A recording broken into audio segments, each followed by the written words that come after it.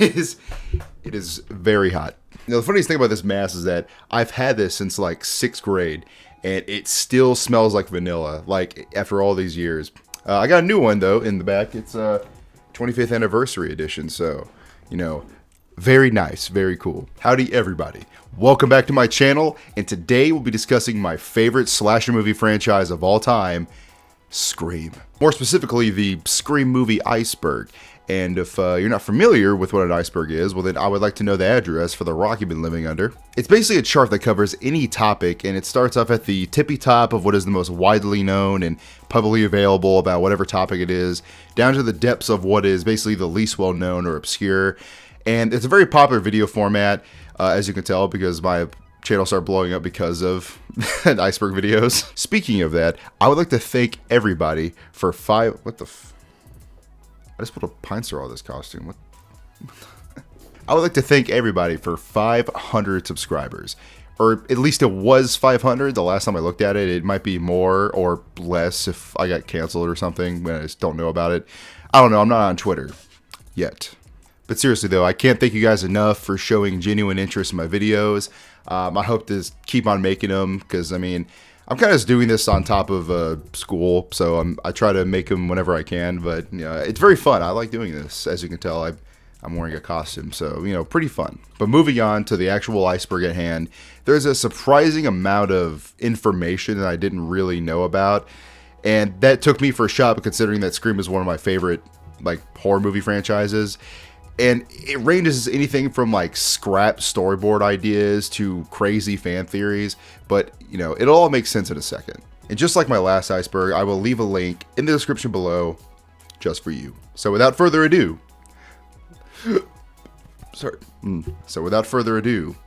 let's dive into the Scream iceberg. Starting off with tier 1, we have Ghostface stalks Tatum and Sydney while the two killers are at the video store.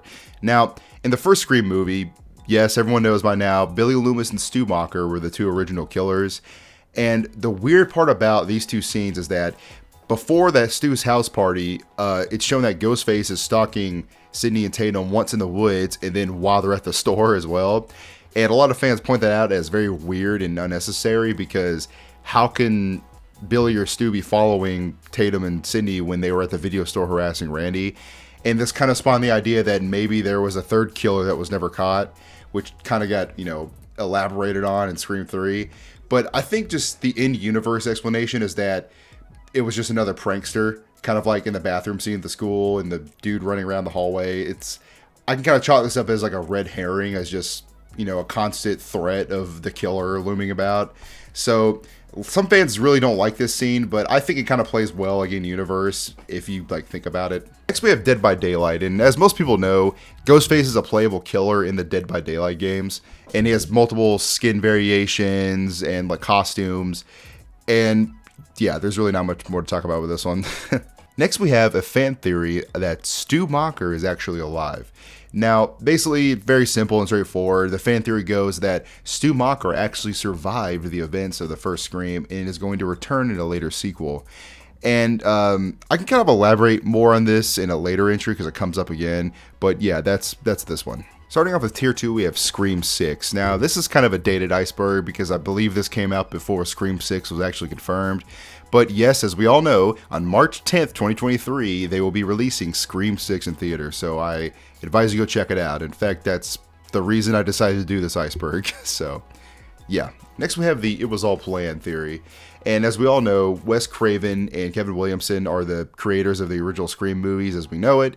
But basically the idea goes that from the very beginning, before the first movie even came out, the entire franchise was outlined and planned, and that just isn't true. Kevin Williamson had an outline for Scream 2 shortly after the first one came out, but they didn't even know if the first one was going to be a hit, and they didn't know where they wanted to go with it at first. So yeah, there wasn't really a overarching plan from the very beginning. It kind of just happened as it went.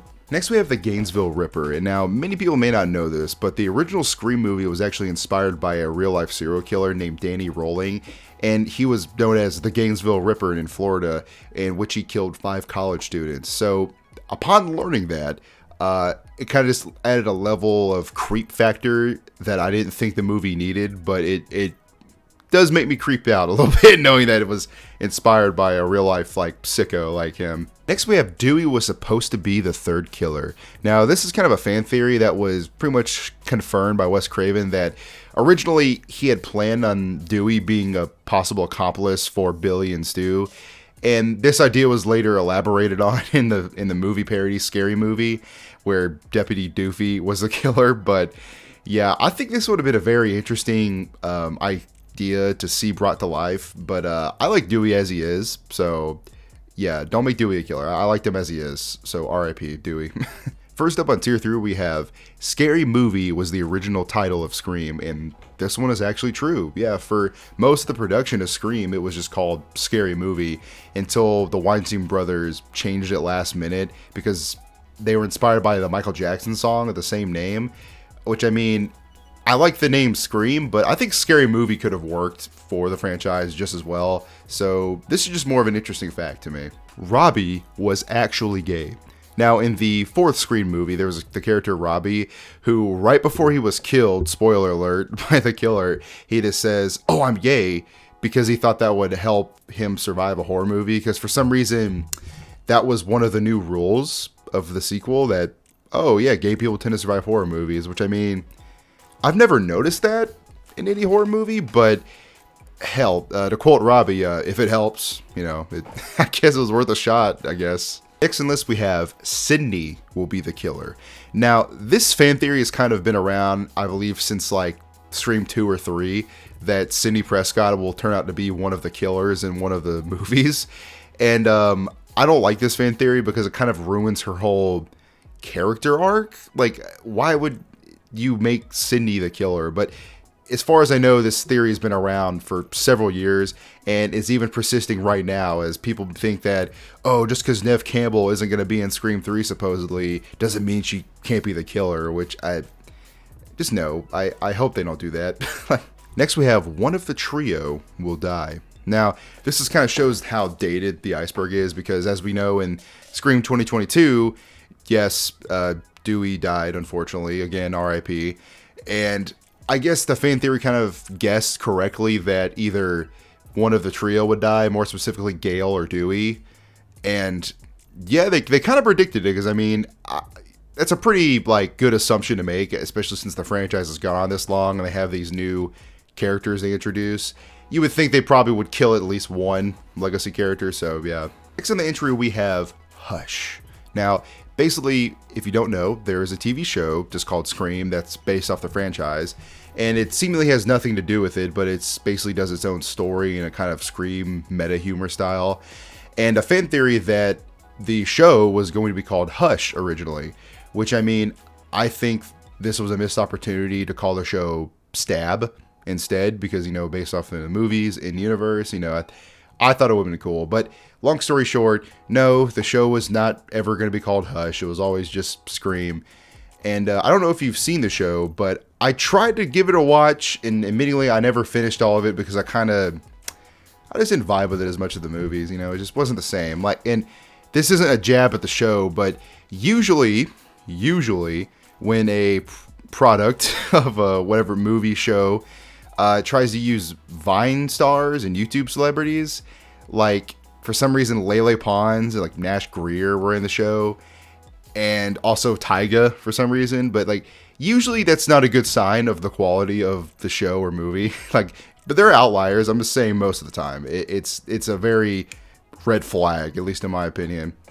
And yeah, I really wish they called the TV show Stab, because it would be cool. The next entry we have is just called Secret Knife, which I'm not sure what that's referring to. I'm assuming it's just referring to the knife that's commonly used by the Ghostface killers.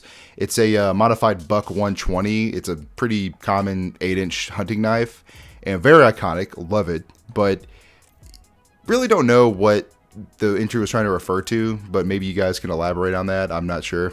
Starting off with tier 4, we have MTV's show Scream that I mentioned earlier is Stab, and it's not. Like, it just isn't. Like, it's no. Speaking of the show, the next entry involves it. It's that Audrey was the killer. Now, I guess this was a fan theory before the show kind of revealed that it was all a red herring, but basically in the show, Audrey was a suspect for being one of the killers. And essentially, it's revealed through a series of like red herrings that Audrey was the reason that Piper first came back to Lakewood, but she wasn't involved with the killings, like with like letters she was sending and stuff like that. So, yeah, pretty weak fan theory, honestly. Next, we have the Scream 4 original ending. And this is basically the idea that Jill was meant to survive the ending of Scream 4 originally, as Scream 4 was originally meant to be a sort of reboot, kind of how the new Scream 2022 was. And basically it would involve Jill getting away with the murders, sort of like in the short term, only to, be foiled in a, sequel and as the start of another trilogy. This ended up not happening. Obviously we have a whole new, requel and reboot and all that. But it would be cool to see. I mean, I liked Jill as the killer. It was very interesting. It was a little different. But honestly, anything is better than like Roman in Scream 3. Scream 3 is like my least favorite Scream movie. But yeah, so I'm just putting it out there.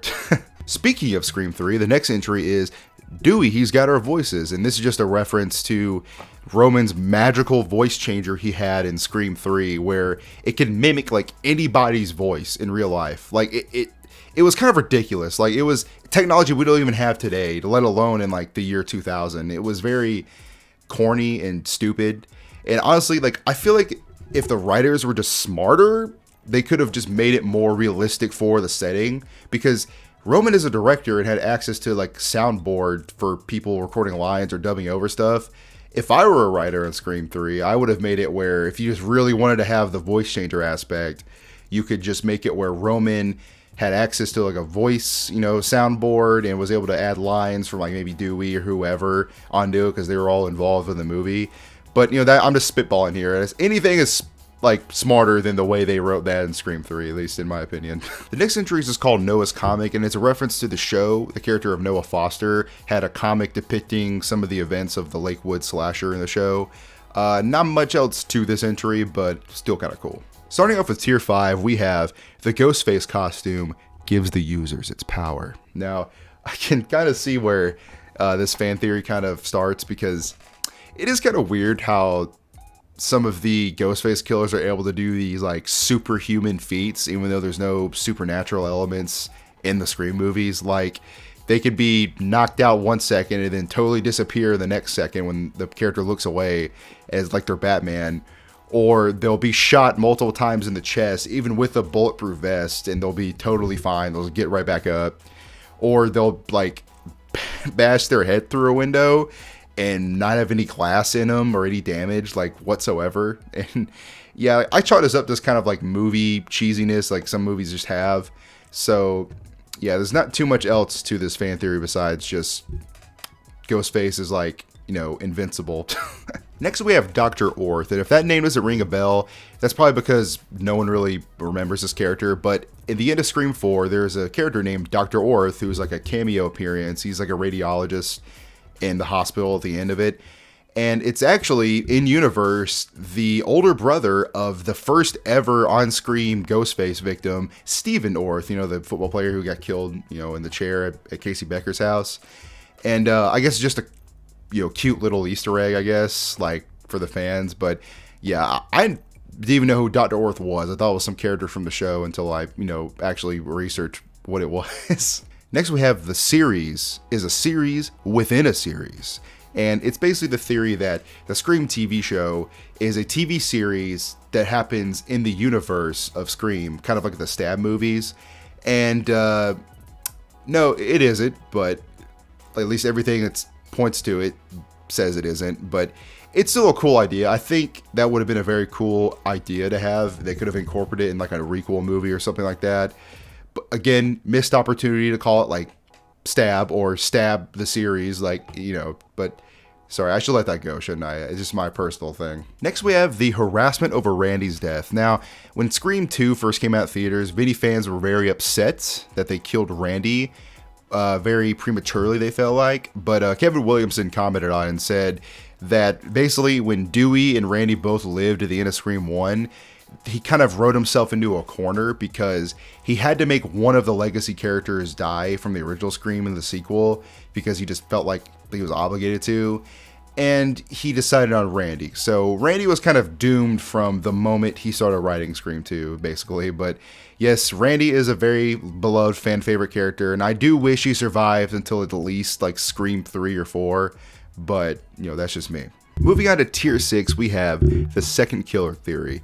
Now, this is basically an early draft of Scream 3 where Roman Bridger had another killer helping him like all of the other movies, and the killer was actually going to be Angelina, which was going to be revealed that she was an old classmate of Sidney Prescott and a secret lover of Roman. And I mean, I guess this would have made the story of Scream 3 a little bit better, but honestly, I wasn't a big fan of it to begin with, so you never know. Next up, we have the real Scream 3, and this was an idea that Matthew Lillard even kind of played into because he said his character Stu Macher was originally supposed to return in a later sequel, and the original idea of Scream 3 was that it was going to have Stu being the big secret bad guy and having a cult-like Ghostface following that helped him. And the biggest reason that this story idea was kind of thrown out was supposedly because of the Columbine shooting that happened not too long before the production of Scream 3 started.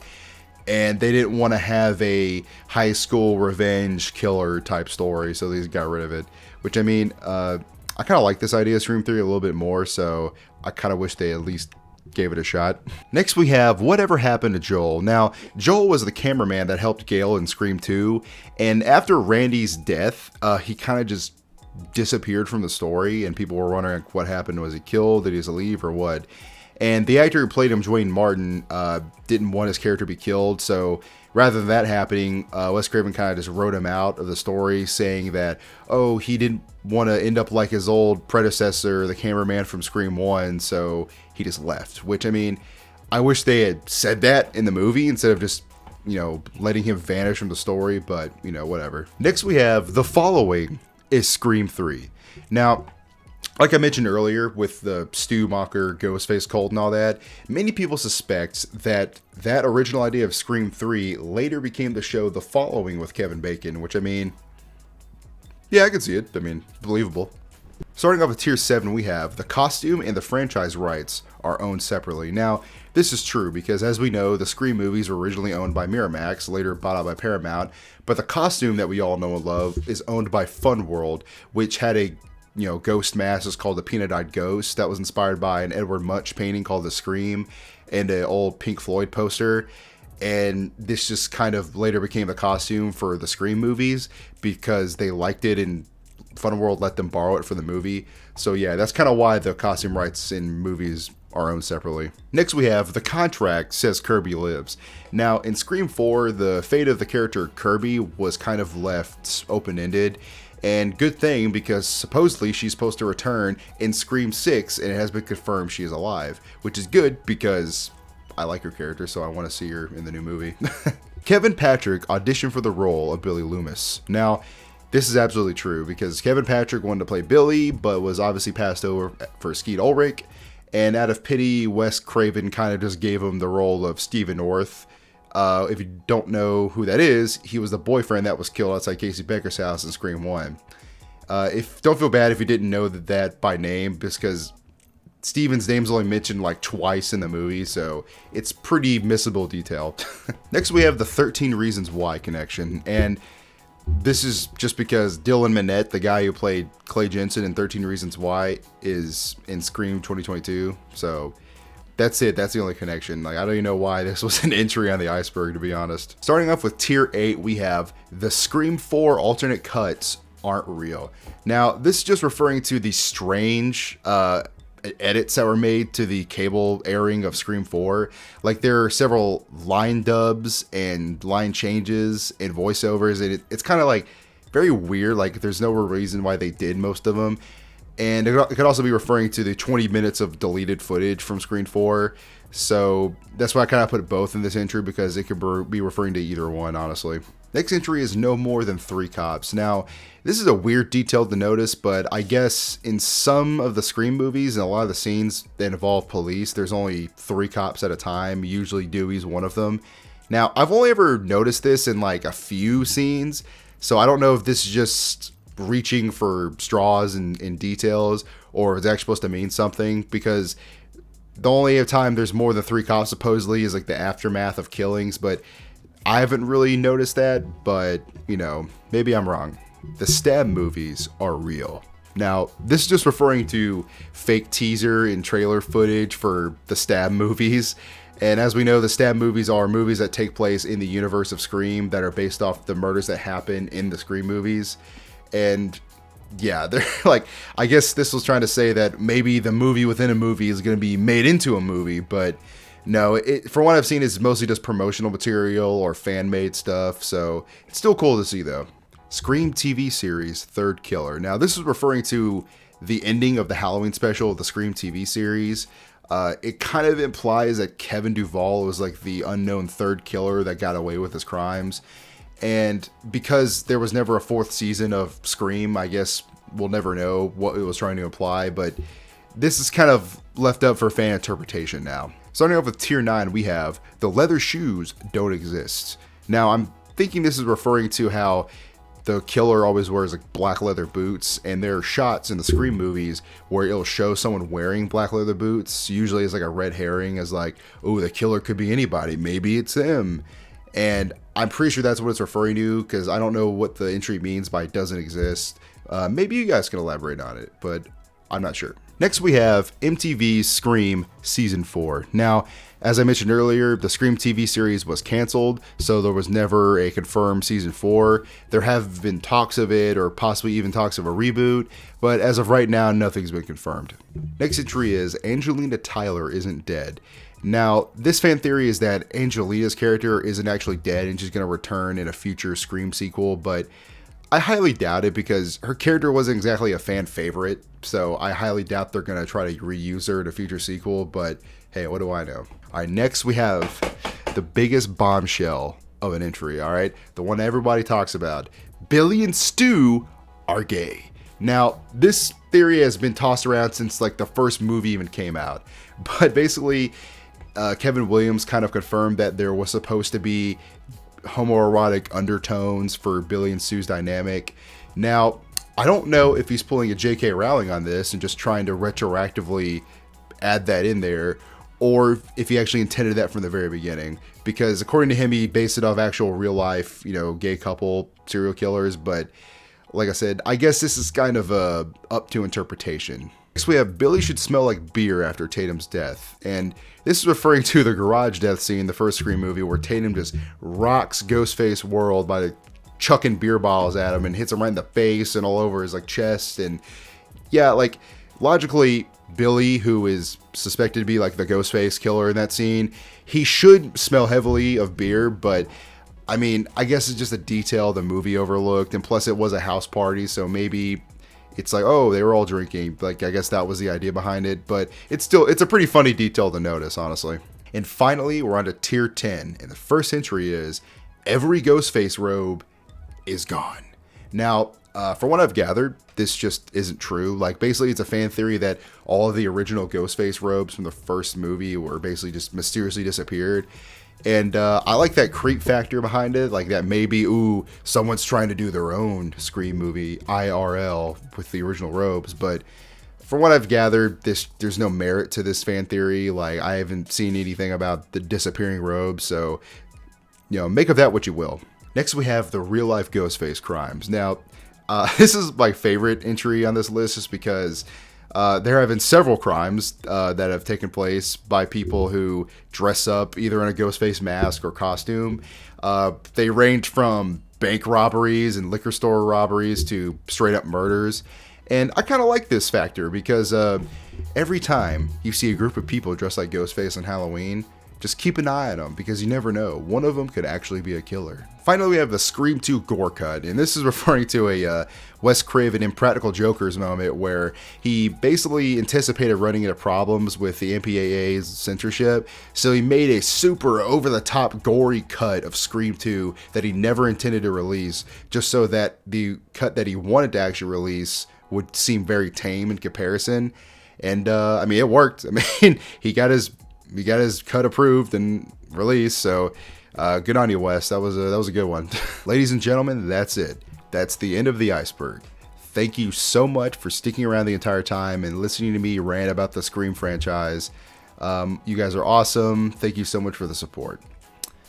Also, want to do a little shout out for Wes Craven, rest in peace, for just being him and making the horror franchises and icons that we love to this day, specifically Nightmare on Elm Street and Scream, as Nightmare on Elm Street was actually the first scary movie I saw. Scream was like the second or third, but I had a VHS in my room, even though it was the early 2000s, and having that extra grainy 80s like effects on the VHS kind of just made it even creepier. So he really stuck with me, like, even to this day. So I'll always remember that.